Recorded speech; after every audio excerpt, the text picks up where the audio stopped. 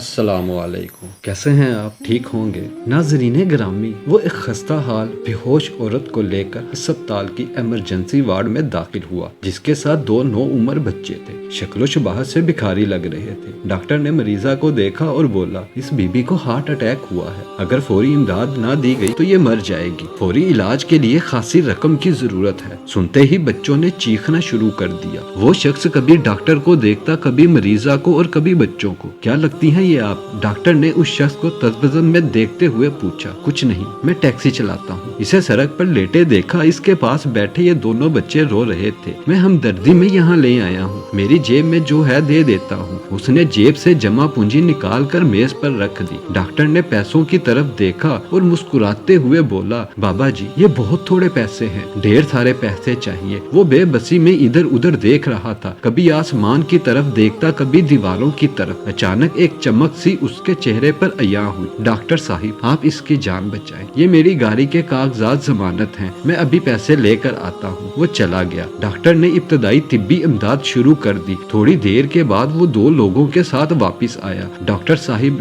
میں نے ٹیکسی بیچ دی ہے، آپ پیسوں کی فکر نہ کریں۔ اس نے گاڑی کے کاغذات ساتھ آنے والوں کو دیتے ہوئے کہا۔ صورتحال کو بامتے ہوئے قریب کھڑا ایک خوش باش نوجوان پوچھنے لگا، کیا لگتی ہیں یہ خاتون آپ کی؟ میں نہیں جانتا کہ یہ کون ہے، مگر کوئی رشتہ ضرور ہے جو مجھے اس کی زندگی اپنے روزگار سے زیادہ اہم لگی۔ ٹیکسی کا کیا ہے، میں کرائے پہ لے کر چلا لوں گا۔ اگر یہ مر گئی تو یہ بچے بھی جیتے جی مر جائیں گے۔ قیامت کے روز اللہ کو کیا منہ دکھاؤں گا کہ مجھے ایک انسان کی زندگی سے زیادہ اپنی ٹیکسی عزیز تھی۔ ساتھ آنے والے پیسے گر رہے تھے اور ساری کہانی بھی سن رہے تھے۔ آپ اپنے پیسے واپس رکھ لیں، اس کی ٹیکسی اسی کے پاس رہنے دے، علاج کے پیسے میں ادا کرتا ہوں۔ نوجوان بولا، نہیں بابو، سودا ہو گیا ہے، ہم ٹیکسی بھی نہیں لے جا رہے اور پیسے بھی دے رہے ہیں، ٹیکسی کے لیے نہیں، علاج کے لیے۔ دونوں شخص یک زبان بولے، یہ بڈھا تو پاگل ہو گیا ہے، اس عمر میں کون اسے کرائے پر ٹیکسی دے گا؟ ہم تو کمانے آئے تھے،